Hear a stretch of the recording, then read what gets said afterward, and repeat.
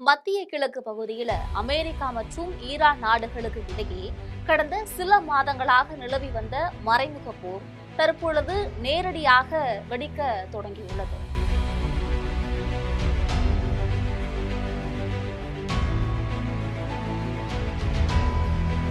மத்திய கிழக்குல இப்பொழுது போர் உச்சத்திற்கு போய் இருக்கிறது என்றே சொல்லலாம். தற்காலிக அமைதி ஒப்பந்தம் இருந்தாலும் கூட ஈரானுக்கு பிரஷர் போடக்கூடிய வகையில நள்ளிரவுல அமெரிக்கா தாக்குதலை நடத்தியுள்ளது.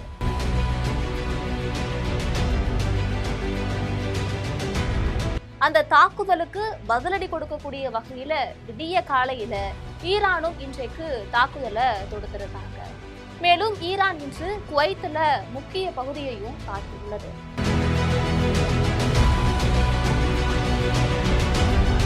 இரு நாடுகளுக்கும் இடையே மிக முக்கியமான அமைதி பேச்சுவார்த்தைகள் நடந்து வரக்கூடிய இந்த வேளையில இந்த திடீர் ராணுவ தாக்குதல் சர்வதேச சந்தையிலும் கச்சா எண்ணெய் சந்தையிலும் பெரும் பதற்றத்தை ஏற்படுத்தியுள்ளது.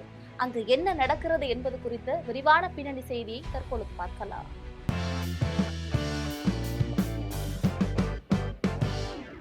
வளைகுடாவில் கடந்த பிப்ரவரி மாதம் 28ஆம் தேதி அமெரிக்க மற்றும் இஸ்ரேலிய தாக்குதல்களுடன் தொடங்கிய ஈரான் அமெரிக்கா மெகா போர் 3 மாதங்களை கடந்து தொடர்கிறது.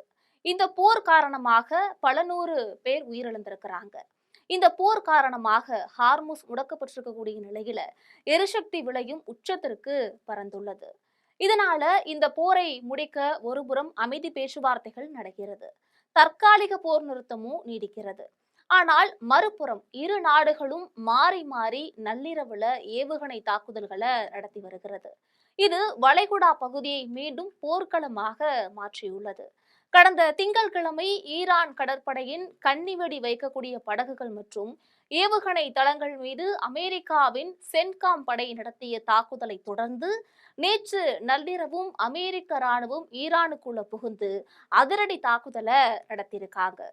அமெரிக்க படைகளுக்கும் ஹார்முஸ் ஜலசந்தியில பயணிக்கக்கூடிய சர்வதேச வணிக கப்பல்களுக்கும் அச்சுறுத்தலாக விளங்கி இருக்கக்கூடிய ஈரானோட முக்கிய ராணுவ தளம் ஒன்றை குறிவைத்து இந்த தாக்குதல்கள் நடத்தப்பட்டதாக பெயர் குறிப்பிட விரும்பாத அமெரிக்க அதிகாரி ஒருத்தர் ராய்ட்டர்ஸ் செய்தி நிறுவனத்திடம் உறுதிப்படுத்தியிருக்கிறாரு.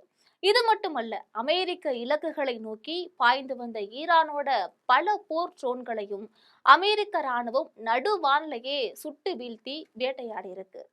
அமெரிக்காவின் இந்த நள்ளிரவு தாக்குதல்களுக்கு பதிலடியாக இன்னைக்கு வியாழன்கிழமை அதிகாலை உள்ளூர் நேரப்படி 4:50 மணிக்கு ஈரானோட புரட்சிகர பாதுகாப்பு படை அமெரிக்காவோட முக்கிய வான்படை தளம் ஒன்றின் மீது ஏவுகணைகள் மூலமாக அதிரடி தாக்குதல்கள் நடத்தியுள்ளதாக அந்நாட்டு ஊடகம் அறிவிச்சிருக்காங்க.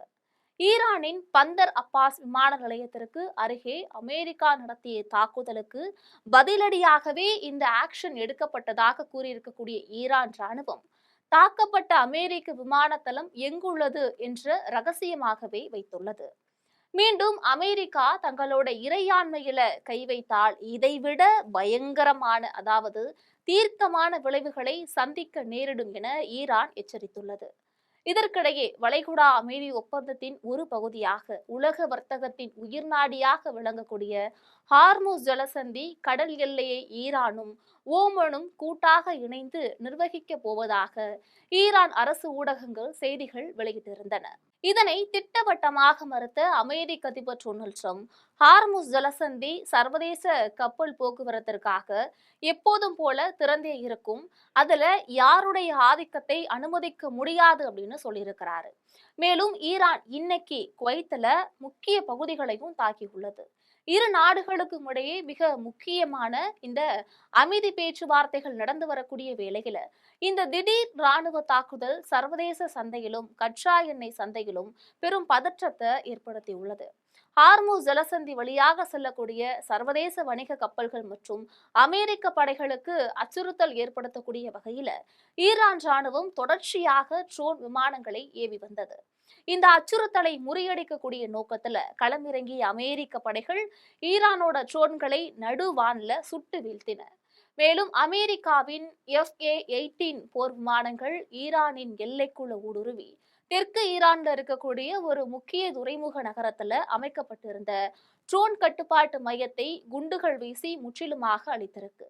இந்த தரை கட்டுப்பாட்டு மையம் சர்வதேச கப்பல் போக்குவரத்திற்கு பெரும் அச்சுறுத்தலாக இருந்ததாக அமெரிக்க அதிகாரிகள் தெரிவிச்சிருக்காங்க. அமெரிக்கா தன்னுடைய எல்லைக்குள் நடத்திய தாக்குதலுக்கு ஈரான் உடனடியாக ராணுவ ரீதியாக பதிலடி கொடுத்திருக்கு. தெற்கு ஈரானின் பந்தர் அப்பாஸ் துறைமுக நகருக்கு அருகே அமெரிக்கா நடத்திய தாக்குதலுக்கு பதிலடியாக குவைத்தில் அமைந்துள்ள அமெரிக்காவின் முக்கிய ராணுவ விமான தளத்தை குறிவைத்து தாக்குதல் நடத்தியுள்ளதாக ஈரானின் இஸ்லாமிய புரட்சிகர காவல் படை அதிகாரப்பூர்வமாக வெளியிட்டிருக்காங்க. அமெரிக்க போர் விமானங்கள் தங்களின் மீது தாக்குதல் நடத்த இந்த குவைத் விமான தலைமை ஆரம்ப புள்ளியாக இருந்ததாக ஈரான் குற்றம் சாட்டியுள்ளது. குவைத்தில் இருக்கக்கூடிய அமெரிக்க தளத்தின் மீது நடத்தப்பட்ட இந்த ஏவுகணை தாக்குதலை தொடர்ந்து ஈரான் உலக நாடுகளுக்கு தன்னுடைய கடுமையான எச்சரிக்கையை பதிவு செஞ்சிருக்கு.